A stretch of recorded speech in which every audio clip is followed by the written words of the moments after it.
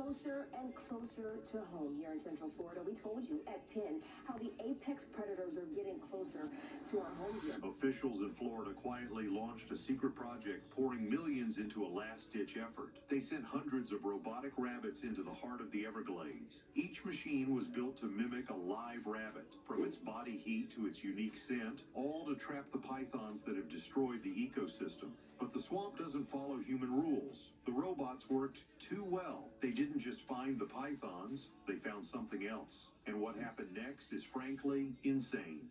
When the glades began to vanish at sunrise, the Florida Everglades glows like a living mirror. You see, it's a world of shimmering sawgrass over slow-moving water where herons stand as still as statues. Yet beneath that staggering beauty lies one of the most devastated ecosystems in America. For decades, this vast wilderness, a shallow river of grass spanning 1.5 million acres, has been under a silent and coiling attack. The invader isn't a chemical spill or a new development. It's alive, it's hungry, and it has proven to be, to put it mildly, unstoppable. The Burmese python, a predator born in the jungles of Southeast Asia, has turned Florida's wetlands into its own personal empire. The thing nobody tells you is that this invasion wasn't an act of nature. It was a human mistake, born from the exotic pet trade in the 1980s and 90s. Baby pythons were sold as harmless curiosities, glossy, beautifully patterned, and small enough to rest in a child's hands. But those pets grew, and they grew fast. Within a few short years, many reached staggering lengths of 15 to 20 feet, powerful enough to overpower a deer or even a 6-foot alligator. Owners, completely unprepared for a monster in their guest room, began releasing them into canals and swamps. Then, in 1992, Hurricane Andrew tore through South Florida. The storm destroyed countless reptile breeding facilities, releasing an unknown number of pythons into the wild. Those escaped snakes seeded the population that would later engulf the Everglades. For a python, this new world was paradise. The Everglades offered warmth, endless water, and most importantly, prey that had never evolved to fear a giant constrictor. With no natural predators of their own, and the shocking ability to lay up to 100 eggs at a time, their population exploded. Biologists now estimate that tens of thousands, perhaps hundreds of thousands, roam South Florida. What they've done to the food web is catastrophic. In areas where pythons are dominant, there has been a near-total disappearance of raccoons, opossums, and marsh rabbits. We're talking populations dropping by over 90%. One large python was found with an adult deer inside its stomach. In another famous incident, a python was filmed fighting an alligator, a battle so intense that both animals perished in the struggle. The loss of these species creates a chain reaction. Fewer small mammals mean less food for native birds of prey. Fewer scavengers mean decaying matter lingers, altering the very soil. The fight against them has been a long, losing battle. Officials first turned to the public, launching the Python Challenge in 2013. It was a massive media event, a call to arms for anyone brave enough to step into the swamp. Cash prizes, public glory, and the thrill of the hunt. They came with airboats, machetes, and flashlights. But after weeks of effort, the combined haul totaled just 68 snakes. 68 out of tens of thousands. It was a PR stunt, not a solution. They moved on to a more professional strategy, the Python Elimination Program. This wasn't a contest, it was a job. Paid licensed hunters patrol the levees at night, getting an hourly wage plus bonuses for every snake. But the math is brutal. It costs millions to pay contractors to hunt over a massive area, and for every snake they remove, 2 more seem to take its place. They even tried Judas snakes, fitting female pythons with radio trackers to lead hunters to breeding grounds. It helped, but it wasn't enough. The Everglades was just too big. The state realized brute force was a failing game. They needed a hunter that didn't use its eyes. From paws to prototypes.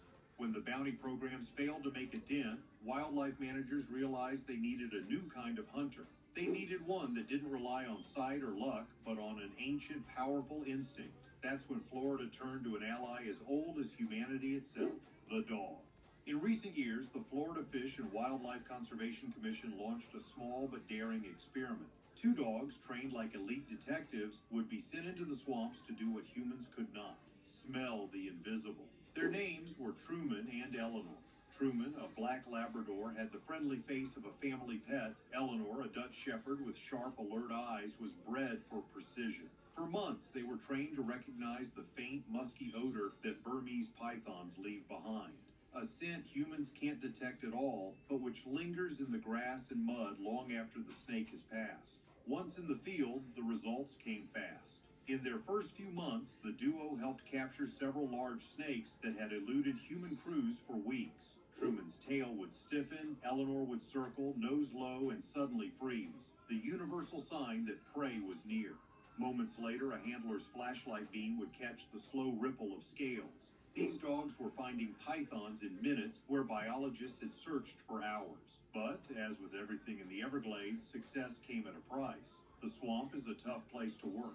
The heat is extreme, often topping 100 degrees Fahrenheit with crushing humidity. The dogs had to wear cooling vests and special boots to protect their paws from the sharp sawgrass. And of course, the area is full of other dangers, like alligators and venomous cottonmouths. What many overlooked, however, was the real problem: scale. Truman and Eleanor were amazing, but they were only two dogs. The Everglades, remember, is 1.5 million acres. To cover that much ground, the state would need hundreds of dog teams, costing millions upon millions in training and support. It was a brilliant tool, but it wasn't the final solution. This victory, however, sparked a new and controversial question. The dogs proved that scent was the key. So what if the bait could attract the snakes to the hunters? This led scientists down an unsettling path, one that blurred the line between biology and desperation.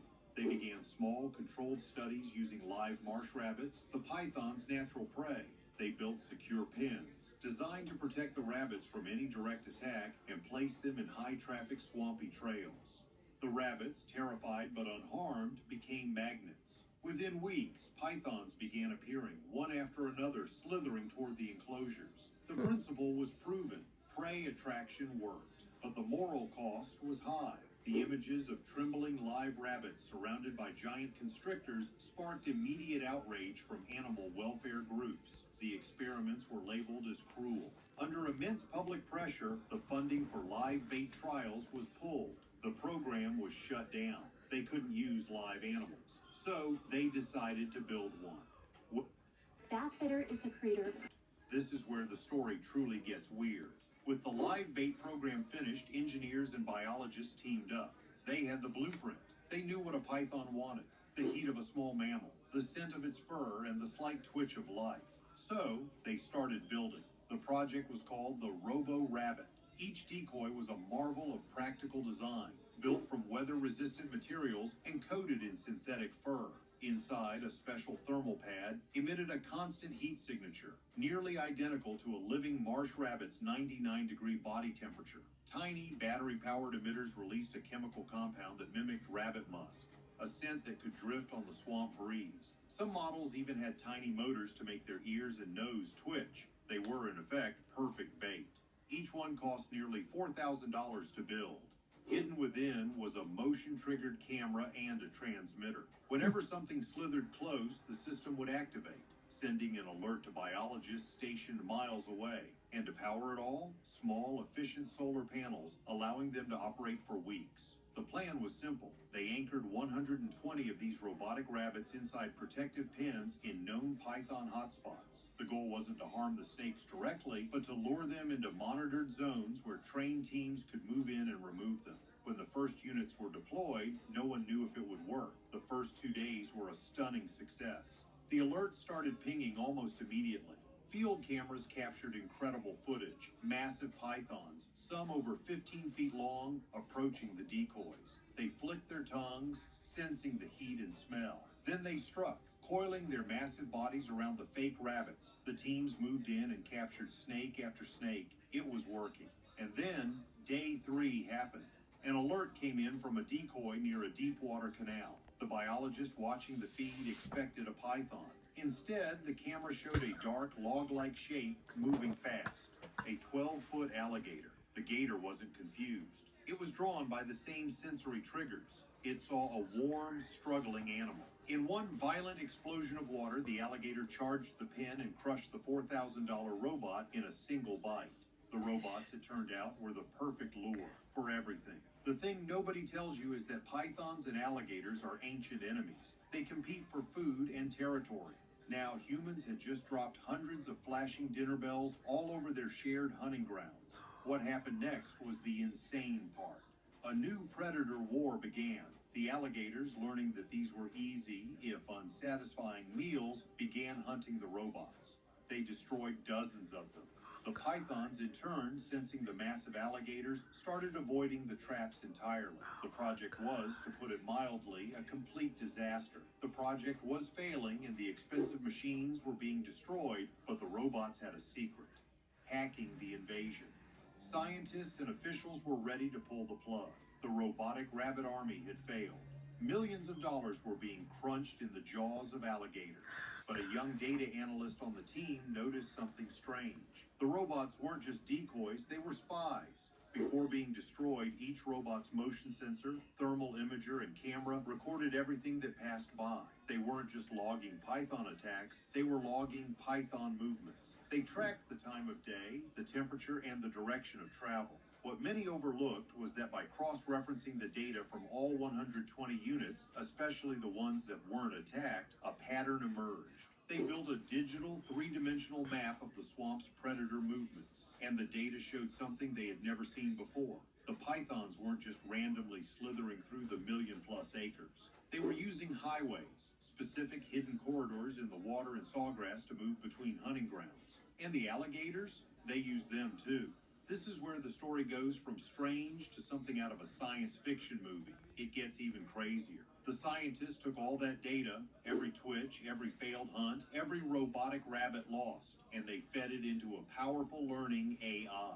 The AI started chewing on the numbers, looking for deep patterns humans could never see. And it found one. The AI began to predict not just where the pythons were, but where they would be at specific times. Why? Because it had learned what the pythons feared.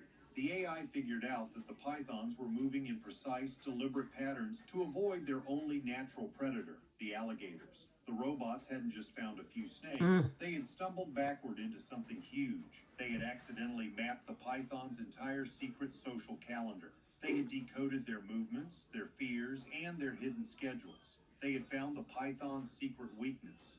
Armed with this new ghost map, the hunters got a new playbook. The entire strategy shifted overnight. No more sitting and waiting at decoy sites, hoping a snake would wander by. That was old news. Instead, they used the AI's pinpoint predictions to go on the offensive. They could intercept the snakes on their secret highways, the hidden routes they used when they thought nothing was watching. The results were immediate and staggering. They weren't finding one snake at a time. They were finding groups. The AI, by tracking the specific movements of the large, mature females, did the unthinkable. It led the hunters directly to the source.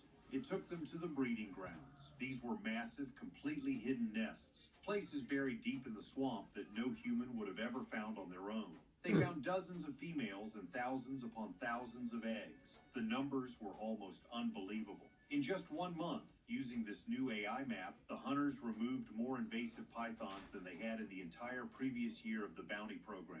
All that failure, all those destroyed robots, it was all worth it. The robotic rabbits, even as they were being crushed, had succeeded beyond anyone's wildest dreams. They hadn't just helped the